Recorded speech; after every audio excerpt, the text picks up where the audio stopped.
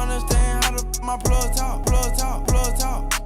Like we said, last year, champion was Kansas, won over North Carolina 72-69, erasing a 16-point lead. Crazy to think that North Carolina might not make the tournament after being in the championship last year.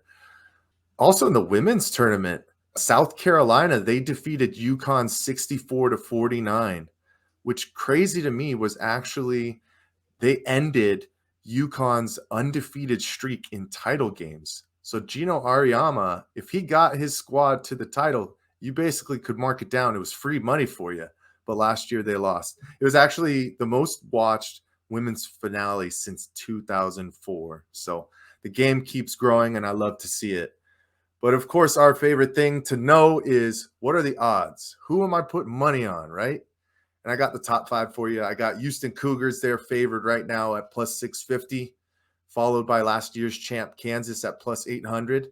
Then you have Alabama Crimson Tide at plus 900, Purdue plus 1,000, and a Pac-12 favorite UCLA at plus 1,300. Chris, is there anybody that you're putting money on so far?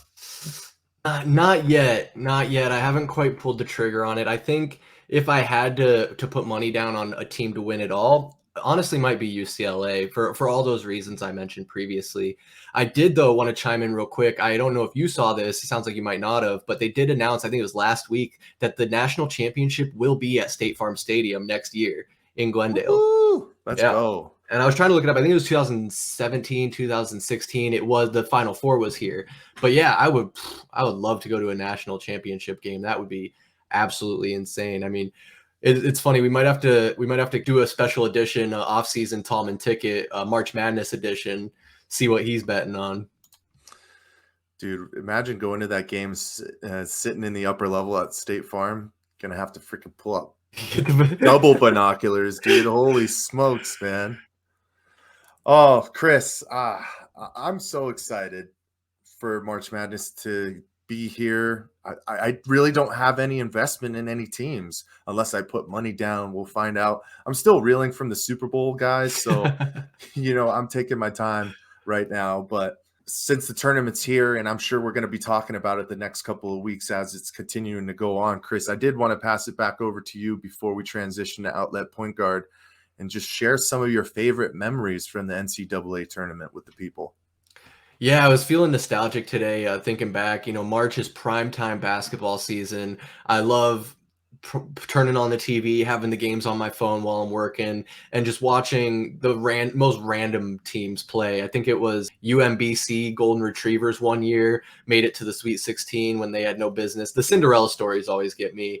I know one that stood out was a couple years back in 2018, Loyola Chicago made it all the way to the Final Four. Just so many great stories. Sister Jean, the nun from their school, a 98-year-old woman, going up to the players and giving them pointers, giving them props, and they listened. So Sister Jean knows what she's talking about.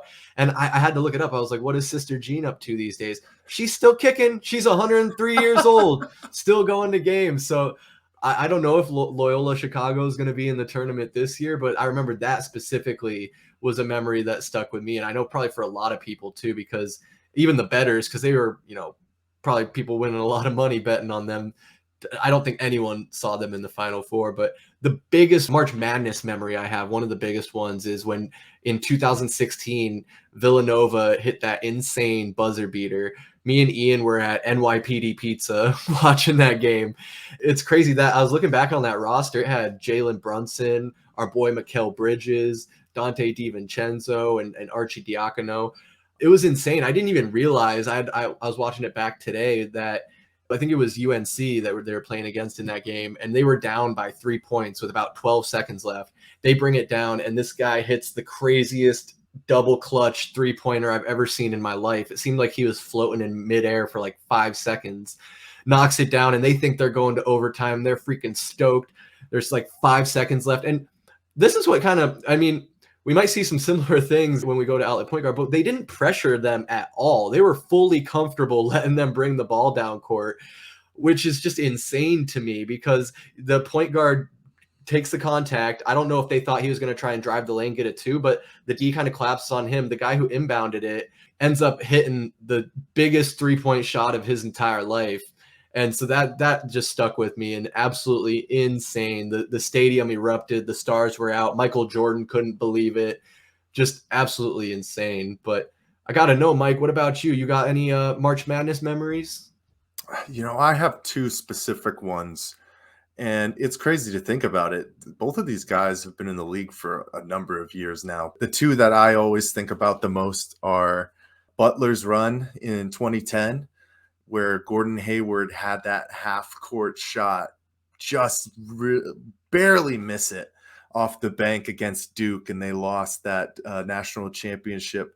And then I think my all-time favorite run was Kemba Walker and his run in 2011 with the UConn Huskies, where he legitimately put the team on his back, led them through the Big East tournament, had that incredible step-back jumper, and they just had all the momentum going into the tournament and ended up taking it. But those are the two that I think about the most, and it's crazy to think, man. I mean, Gordon Hayward's 10 plus years in the league. Unfortunately, I don't think Kemba's on a team right now, but he's another guy who was in the league for a decade. Chris, maybe we're getting old, man.